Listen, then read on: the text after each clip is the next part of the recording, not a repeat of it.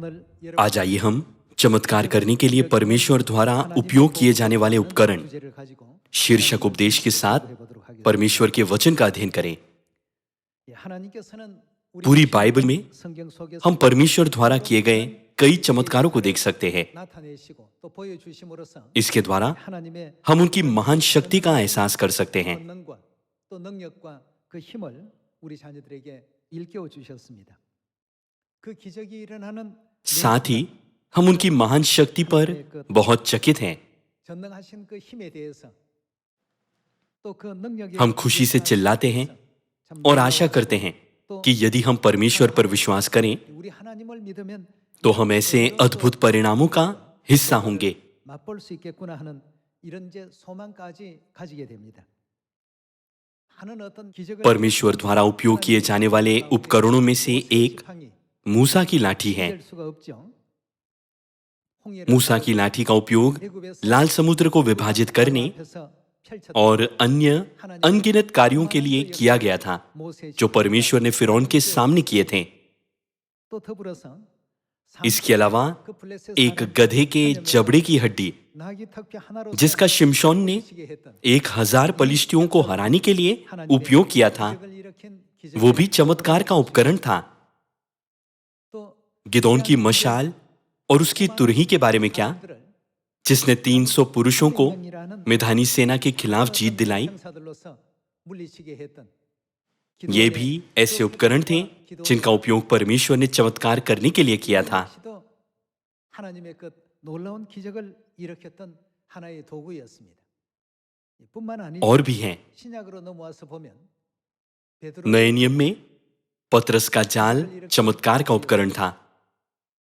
밤새도록 पतरस ने पूरी रात एक भी मछली नहीं पकड़ी थी, 베드로에게 예수 그리스도께서 लेकिन परमेश्वर ने पतरस के जाल को एक उपकरण के रूप में उपयोग किया 잡게 했던 और उसे कई मछलियां पकड़ने दी जो 2 नावों को भरने के लिए पर्याप्त थी। 뿐만 इसके अलावा और भी है। 나만 장군이 यरदन नदी चमत्कार का एक उपकरण थी जिसने नामान के कोढ़ को ठीक किया। 역시 하나님의 기적을 일으키는 도구였습니다. 성경에서 बाइबल में इन कुछ उदाहरणों के द्वारा 이런 어떤 हम चमत्कार के ऐसे उपकरणों को देख सकते हैं। 그 외에도 इसके अतिरिक्त हम बाइबल में इसके और भी अभिलेख पा सकते हैं। 찾아볼 수 있는데요. 이런 기적을 इन उपकरणों के बीच एक सामान्य कारक है। 한 가지 어떤 공통점이 있습니다. 오늘 आज 성경을 우리가 आइए हम इस बात की पुष्टि करने के लिए बाइबल पर एक नजर डालें 기적을 कि हम भी चमत्कार के उपकरण बन सकते हैं। 가장 중심에 있을 수 있다는 이 사실을 함께 살펴보도록 하겠습니다. 먼저 आइए हम यशाया अध्याय 41 पर जाएं। 이사야서 41장 यशाया अध्याय 41 आयत 10। मत डर क्योंकि मैं तेरे संग हूं, 함께함이니라. इधर उधर मत ताक 놀라지 말라. क्योंकि मैं 나는 तेरा 너의 परमेश्वर हूं। 하나님이니라. 내가 मैं 너를 तुझे दृढ़ करूंगा 지키리라. और तेरी सहायता करूंगा। अपने धर्ममय दाहिने हाथ से मैं तुझे संभाले रहूंगा। 손으로 너를 붙들리라고 했습니다. 하나님께서는 परमेश्वर हमेशा हमें चमत्कार का एक उपकरण प्रदान करते हैं। 주시고 계십니다. 내가 너를 उन्होंने वादा किया, मैं तुझे दृढ़ करूंगा 도와줄 것이다. और तेरी सहायता करूंगा। 오른손으로 너를 अपने धर्म में दाहिने हाथ से मैं तुझे संभाले रहूंगा। 실패함이 없게 하고 मैं ये सुनिश्चित करूंगा कि तुम कभी असफल न हो। 이런 이제 नबी यशाया के द्वारा परमेश्वर हमें आशा की ये खुशखबरी देते हैं। 전해 주시는 가운데 있습니다. 자, 그렇다면 오늘 आज परमेश्वर के वचनों के द्वारा 하나님께서 आइए हम चमत्कार के उपकरणों के सामान्य कारक यानी उनकी भूमिकाओं के प्रकट होने की स्थिति का पता लगाएं। 하게 되는지에 대한 그 공통 분모를 말씀 속에서 한번 찾아보시고 이 모든 것에 कृपया इस पर विचार करें। इन उपकरणों में क्या समानता है?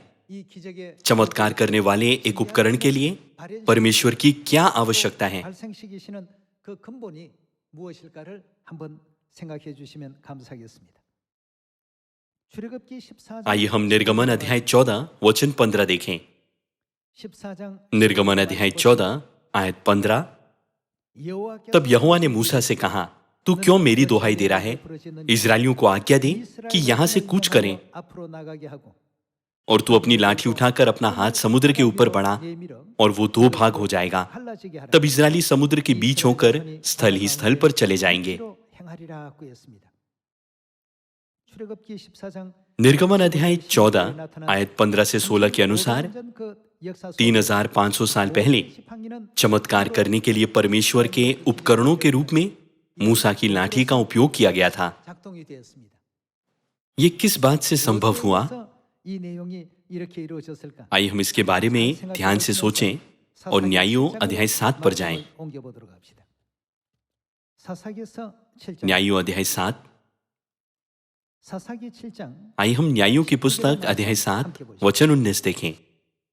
बीच वाले पहर के आरंभ में जो ही पहरुओं की बदली हो गई थी, क्यों ही गिदोन अपने संग के 100 पुरुषों समेत छावनी के छोर पर गया और नरसिंगे को फूंक दिया और अपने हाथ के घड़ों को तोड़ डाला। तब तीनों झुंडों ने नरसिंगों को फूंका और घड़ों को तोड़ डाला और अपने अपने बाएं हाथ में मशाल और दाहिने हाथ में फूंकने को नरसिंगे लिए हुए चिल्ला उठे, यहोवा की तलवार और गिदोन की तलवार। तब वे छावनी के चारों ओर अपने अपने स्थान पर खड़े रहे और सब सेना के लोग दौड़ने लगे और उन्होंने चिल्लाकर उन्हें भगा दिया। और उन्होंने 300 नरसिंगों को फूंका और यहोवा ने एक एक पुरुष की तलवार उसके संगी पर और सब सेना पर चलवाई। तो सेना के लोग सरेरा की ओर बेतशित्ता तक और तब्बात के पास के आबेल मोहला तक भाग गए। गिदोन ने मशाल को ऊंचा उठाया और नरसिंगा फूंका। मिधानी सेना मजबूत थी और उनके पास कई अच्छे हथियार थे।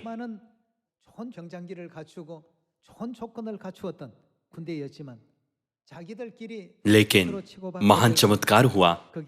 उन्होंने अपनी तलवारों से एक दूसरे पर हमला किया और बहुत से लोग मारे गए। गिदोन की मशाल और नरसिंगे ने इतना बड़ा चमत्कार कैसे किया? आइए हम लूका अध्याय 5 पर जाएं। चाहे पुराने या नए नियम के समय में हो, इन घटनाओं को किसने संभव बनाया? आइए हम इस बारे में ध्यान से सोचें और लूका अध्याय 5 पर जाएं। लूका अध्याय 5 आयत 1। लूका अध्याय 5 आयत 1। जब भीड़ परमेश्वर का वचन सुनने के लिए उस पर गिर पड़ती थी और वो गन्नेसरत की झील के किनारे पर खड़ा था, तो ऐसा हुआ कि उसने झील के किनारे 2 नावें लगी हुई देखी और मछुए उन पर से उतरकर जाल धो रहे थे। उन नावों में से एक पर, जो शमौन की थी, शमौन पतरस है, इसका मतलब पतरस की नाव पर चढ़कर उसने उससे विनती की कि किनारे से थोड़ा हटा ले चले। तब वो बैठकर लोगों को नाव पर से उपदेश देने लगा। जब वो बहुत बातें कर चुका तो शमौन से कहा, गहरे में ले चल और मछलियां पकड़ने के लिए अपने जाल डालो। शमौन ने उसको उत्तर दिया, हे स्वामी, हमने सारी रात मेहनत की और कुछ न पकड़ा, तो भी तेरे कहने से जाल डालूंगा। जब उन्होंने ऐसा किया तो बहुत मछलियां घेर लाए और उनके जाल फटने लगे। इस पर उन्होंने अपने साथियों को, जो दूसरी नाव पर थे, संकेत किया कि आकर हमारी सहायता करो। और उन्होंने आकर दोनों नावें यहां तक भर ली कि वे डूबने लगी। ये देखकर शमौन पतरस यीशु के पांव पर गिरा और कहा, हे प्रभु, मेरे पास से जा, क्योंकि मैं पापी मनुष्य हूं। ऐसी चीजें होने का क्या कारण है? आइए हम दूसरे राजाओं की पुस्तक अध्याय 5 पर जाएं।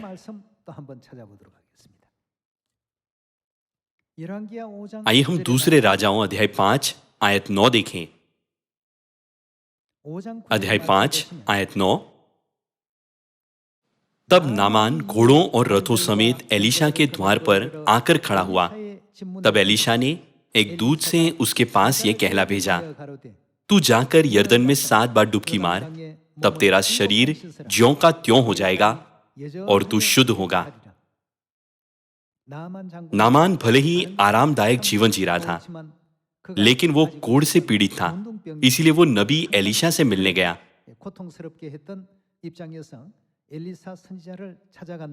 लेकिन एलीशा ने केवल एक दूत को यह कहने के लिए भेजा, तू जाकर यरदन में 7 बार डुबकी मार, 씻으라 하는 이 말만 전하게 됩니다. आयत 11, परंतु नामान क्रोधित हो ये कहता हुआ चला गया, मैंने तो सोचा था कि अवश्य वो मेरे पास बाहर आएगा और खड़ा होकर अपने परमेश्वर यहोवा से प्रार्थना करके कोढ़ के स्थान पर अपना हाथ फेर कर कोढ़ को दूर करेगा। क्या दमिश्क की अबाना और परपर नदियां इज़राइल के सब जलाशयों से उत्तम नहीं है? क्या मैं उनमें स्नान करके शुद्ध नहीं हो सकता हूँ? इसलिए वह क्रोध से भरा हुआ लौट कर चला गया। तब उसके सेवक पास आकर कहने लगे, हे मेरे पिता, यदि भविष्यवक्ता तुझे कोई भारी काम करने की आज्ञा देता तो क्या तू उसे न करता? फिर जब वो कहता है कि स्नान करके शुद्ध हो जा, तो कितना अधिक इसे मानना चाहिए। तब उसने परमेश्वर के भक्त के वचन के अनुसार यरदन को जाकर उसमें 7 बार डुबकी मारी और उसका शरीर छोटे लड़के का सा हो गया और वो शुद्ध हो गया। उस समय कोढ़ के रोग का इलाज असंभव था, लेकिन यरदन में उसके शरीर को 7 बार धोने से उसका शरीर शुद्ध हो गया। परमेश्वर ने नामान को चंगा करने के लिए एक उपकरण के रूप में यरदन नदी का उपयोग किया। बाइबल के द्वारा हम देख सकते हैं कि कैसे इन उपकरणों ने सभी युगों में परमेश्वर के चमत्कारों को प्रदर्शित किया। इन आयतों के द्वारा आप महसूस कर सकते हैं कि इन सभी उपकरणों में एक बात समान है। आइए हम न्यायों अध्याय 15 पर जाएं। अध्याय 15 आयत 14। वो लही तक आ गया तो पलिश्ती उसको देखकर ललकारने लगे। तब यहोवा का आत्मा उस पर बल से उतरा और उसकी बाहों की रस्सियां आग में जले हुए सन के समान हो गई और उसके हाथों के बंधन मानो गलकर टूट पड़े। तब उसको गधे के जबड़े की एक नई हड्डी मिली और उसने हाथ बढ़ाकर उसे ले लिया और उससे 1000 पुरुषों को मार डाला। तब शिमशोन ने कहा, गधे के जबड़े की हड्डी से ढेर के ढेर लोग गए, गधे के जबड़े की हड्डी से मैंने 1000 पुरुषों को मार डाला। जब पलिश्तियों द्वारा इजरायलियों पर अत्याचार किया गया, तब शिमशोन एक न्यायी था। उसने केवल एक गधे के जबड़े की हड्डी से 1000 पलिश्ती शत्रुओं को हराया। ये न्यायों अध्याय 15 में लिखा है। मूसा की लाठी, गधे के जबड़े की हड्डी जिसका उपयोग शिमशोन ने किया, गिदोन की मशाल और नरसिंगा, पतरस का जाल और यरदन नदी जिसने नामान के कोढ़ को ठीक किया, ये सब बातें क्या थी? उनका उपयोग चमत्कार करने के लिए उपकरणों के रूप में किया गया था। आइए हम यूहन्ना अध्याय 2 पर एक नजर डालें। यूहन्ना अध्याय 2 आयत 7। यीशु ने उनसे कहा, मटकों में पानी भर दो। उन्होंने उन्हें मुंह भर दिया। तब उसने उनसे कहा, अब निकालकर भोज के प्रधान के पास ले जाओ। और वे ले गए। जब भोज के प्रधान ने वो पानी चखा जो दाखरस बन गया था और नहीं जानता था कि वो कहां से आया है, परंतु जिन सेवकों ने पानी निकाला था वे जानते थे, तो भोज के प्रधान ने दूल्हे को बुलाकर उससे कहा, हर एक मनुष्य पहले अच्छा दाखरस देता है और जब लोग पीकर छक जाते हैं तब मध्यम देता है, परंतु तूने अच्छा दाखरस अब तक रख छोड़ा है। यीशु ने गलील के काना में अपना ये पहला चिन्ह दिखाकर अपनी महिमा प्रकट की और उसके चेलों ने उस पर विश्वास किया। इन चमत्कारों पर विचार करो। पानी दाखमधु में बदल गया और गिदोन के 300 पुरुषों ने 1,35,000 मिदानी सैनिकों को हराया। पतरस पूरी रात एक भी मछली नहीं पकड़ सका। यीशु ने कहा, गहरे पानी में ले चल और जाल डाल। तब उसने बड़ी संख्या में मछलियां पकड़ी। नामान अपने आप को यरदन नदी में डुबोकर चंगा हो गया और मूसा ने लाल समुद्र को विभाजित करने के लिए अपनी लाठी का उपयोग किया। मूसा के समय से शुरू होकर हमने इन अद्भुत घटनाओं को देखा जहां परमेश्वर की महान शक्तियां प्रदर्शित हुई थी।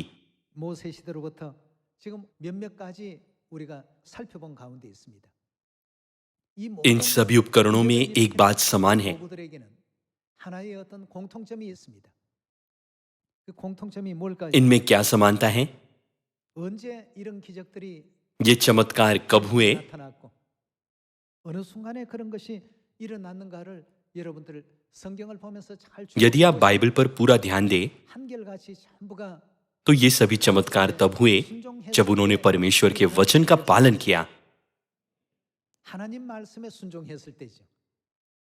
ये सभी चीजें 순종했을 तब हुई जब उन्होंने परमेश्वर के वचन का पालन किया। 말씀의 순종이 जब उन्होंने परमेश्वर के वचन का पालन नहीं किया तो कोई चमत्कार नहीं हुआ। 나타나지 않습니다. 또 가나안 हम यरियो पर विजय प्राप्त करने के इतिहास को नहीं भूल सकते। 정복의 그 역사를 यरियो के साथ भी ऐसा ही था। 여리고성 역시도 마찬가지였습니다. जब लोगों ने परमेश्वर के वचन का पालन किया 그래도 और उसके अनुसार कार्य किया 하나님의 어떤 그 तो 역사가 चमत्कार होने लगा। 함께 이루어졌을 때 그것이 이제 작동되어졌을 때 비로소 기적의 그 모든 역사는 움직이기 시작했습니다. सब कुछ एक ऐसी प्रणाली में बदल गया 시스템으로 जिसने इजरायलियों के लिए चमत्कार किया। 시작했습니다. 그 순종 जब तक आज्ञाकारिता का बटन नहीं दबाया गया था तब तक हर स्थिति पूरी तरह से प्रतिकूल थी। 이스라엘 불리한 상황이었고 불리한 조건이었습니다. 그러나 그 순종이 लेकिन जब आज्ञाकारिता का बटन दबाया गया 작동됨으로 말미암아서 तो वो चमत्कार हुआ 이스라엘 민족들에게는 जिसकी किसी ने कभी कल्पना नहीं की थी। 상상할 수 없었던 그런 अंत में उन्हें विजय की महिमा दी गई। 벌어지기 시작했고 그들에게는 승리라는 영광이 안겨지게 되었던 것입니다. 그렇다면 आज 오늘날 परमेश्वर ने कहा समारिया में और पृथ्वी के छोर तक सुसमाचार का प्रचार करो। 이 역사를 जब हम इस काम को देखते हैं तो ये वास्तव में एक चमत्कार है। 이미 많은 कई धर्मों ने पहले से ही लोगों के हृदयों पर नियंत्रण कर लिया है 일부의 और कुछ देश ईसाई धर्म का इनकार करते हैं। 어떤 그 체제 자체가 기독교를 거부하는 체제로 잡혀 있고 말이에요. कैसे समारिया में और पृथ्वी की छोर तक सुसमाचार का प्रचार किया जाएगा? 하나님께서 जब परमेश्वर ने कहा जाओ 그들에게 가서 और सब जातियों के लोगों को प्रचार करो तो हमें क्या करना चाहिए? 어떻게 해야 되겠습니까? 순종. जब तक हम परमेश्वर के वचनों का पालन करते हैं 그다음 और सुसमाचार का प्रचार करते हैं 이제 우리 눈으로 볼 तब 수 तक 있도록 चमत्कार होते रहेंगे 발현된 और हमारे सामने अद्भुत कार्य होते रहेंगे। 기적의 현상들이 우리 눈앞에 펼쳐지게 될 것입니다. 예. 나만 장군은 जब हम यरदन नदी के इतिहास को देखते हैं जिसने नामान को चंगा किया, यहोशू का इतिहास 여호수아 시대의 그 역사와 미디안 जिसने यरियो को नष्ट किया 군대를 और गिदोन का इतिहास 3만 5천의 그 군대 जिसने 1,35,000 मिधानी सैनिकों को हराया। 그 역사와 이런 모든 것을 परमेश्वर ने तब चमत्कार किए जब उन्होंने पूरी तरह से उनके वचन का पालन किया। 하나님의 말씀에 절대 순종했을 때 이건 संपूर्ण रूप से 표현을 अभिव्यक्ति का उपयोग करना उचित होगा। 것입니다. 절대 순종했을 때 जब उन्होंने पूरी तरह से आज्ञा मानी 우리가 예상치 तो वे 못한 चीजें हुई जिनकी उन्होंने कभी कल्पना भी नहीं की थी। 능력 이상의 것이 전부 발현이 되었고 이루어지게 됐던 것입니다. इसीलिए प्रकाशित वाक्य अध्याय 14 में 하나님께서도 परमेश्वर ने बचाए जाने वाले अंतिम संतों का वर्णन इस प्रकार किया, 표현하기를 जो जहां कहीं मेमना जाता है उसके पीछे हो लेते हैं। 어린 양이 वे जहां कहीं मेमना चाहता है उसके पीछे हो लेते हैं। 어린 양께서 행하라 इस आयत का अर्थ क्या है? वे क्या करते हैं? क्या इसका मतलब ये नहीं है कि उनके पास संपूर्ण आज्ञाकारिता का विश्वास है? इस प्रकार उनकी आत्मिक लड़ाई का परिणाम क्या है? 있어서는 언제나 어떤 결과가 나옵니까? 이기고 वे जय करते हुए निकलें कि और भी जय प्राप्त 이런 करें, 결과만 ये परिणाम 주어지게 되는 उन्हें दिया जाएगा। 요한계시록 आइए हम प्रकाशित वाक्य की पुस्तक अध्याय 19 देखें। 요한계시록 प्रकाशित वाक्य अध्याय 19 आयत 11। 또 내가 फिर मैंने स्वर्ग को खुला हुआ देखा 보라, और देखता हूं कि एक श्वेत घोड़ा है और उस पर एक सवार है जो विश्वास योग्य और सत्य कहलाता है और वो धर्म के साथ न्याय और युद्ध करता है। उसकी आंखें आग की ज्वाला है और उसके सिर पर बहुत से राजमुकुट हैं। उस पर एक नाम लिखा है जिसे उसको छोड़ और कोई नहीं जानता। वो लहू छिड़का हुआ वस्त्र पहने हैं और उसका नाम परमेश्वर का वचन है। स्वर्ग की सेना श्वेत घोड़ों पर सवार और श्वेत और शुद्ध मलमल पहने हुए उसके पीछे पीछे है। जाति जाति को मारने के लिए उसके मुंह से एक चौखी तलवार निकलती है। वो लोहे का राजदंड लिए हुए उन पर राज्य करेगा और सर्वशक्तिमान परमेश्वर के भयानक प्रकोप की जलजलाहट की मदिरा के कुंड में दाख रौंदेगा। उसके वस्त्र और जांग पर यह नाम लिखा है, राजाओं का राजा और प्रभुओं का प्रभु। जो लोग परमेश्वर की इच्छा को जानते हैं और उनकी शिक्षाओं का पालन करते हैं, वे हमेशा एक विजेता के रूप में विजयी होंगे। उनके पास विश्वास का कैसा रवैया है कि परमेश्वर उनके लिए एक ऐसे चमत्कार करते हैं। आइए हम प्रकाशित वाक्य की पुस्तक अध्याय 14 आयत 4 पर जाकर इसका उत्तर खोजें। प्रकाशित वाक्य अध्याय 14 आयत 4। ये वे हैं जो स्त्रियों के साथ अशुद्ध नहीं हुए पर कुंवारे हैं। ये वे ही हैं कि जहां कहीं मेमना जाता है वे उसके पीछे हो लेते हैं। जहां कहीं इस शब्द के लिए कोई सीमा नहीं है। इससे कोई फर्क नहीं पड़ता कि कोई उबड़-खाबड़ सड़क है या चिकनी सड़क, सकरा रास्ता या चौड़ा रास्ता है, चढ़ाई वाली सड़क या ढलान वाली सड़क है। ये बाइबल में लिखा है, ये वे ही हैं कि जहां कहीं मेमना जाता है वे उसके पीछे हो लेते हैं। ये तो परमेश्वर के निमित्त पहले फल होने के लिए मनुष्यों में से मोल लिए गए हैं। चूंकि ये लोग मेमने के हैं, इसलिए जहां कहीं भी परमेश्वर उनकी अगुवाई करते हैं, वे हमेशा अपने हट के बजाय परमेश्वर के वचन पर निर्भर रहते हैं। चूंकि वे परमेश्वर के वचन का पालन करते हैं, तो क्या वे जहां कहीं परमेश्वर उन्हें ले जाते हैं वहां उनका अनुसरण करने में सक्षम नहीं है? बाइबल के अनुसार परमेश्वर की अद्भुत उद्धार योजना के चमत्कार को कैसे पूरा होते हुए देख सकते हैं? हमारे पास विश्वास का रवैया होना चाहिए कि हम उनके वचन के प्रति पूर्ण आज्ञाकारिता के साथ जहां कहीं वो हमारी अगुवाई करे वहां मेमने का पालन करेंगे।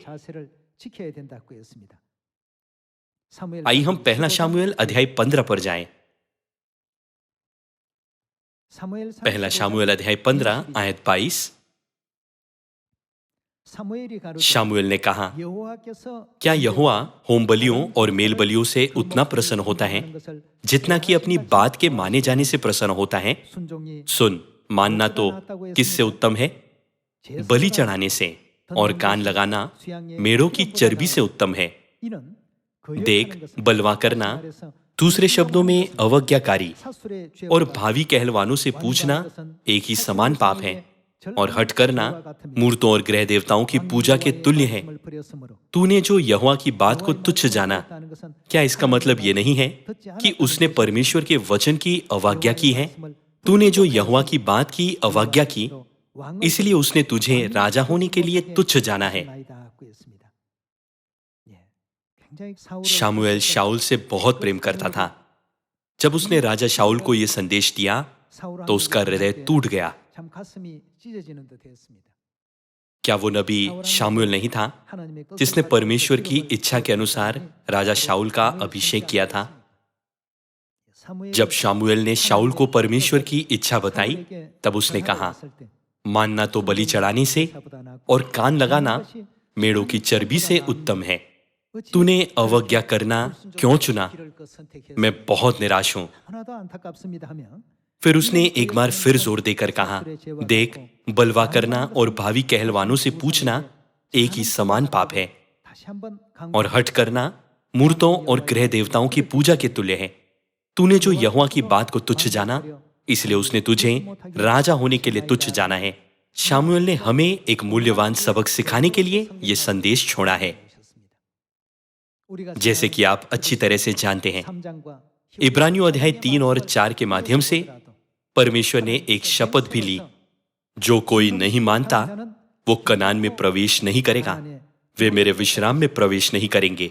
उन्होंने हमें अपनी अटूट इच्छा की घोषणा की।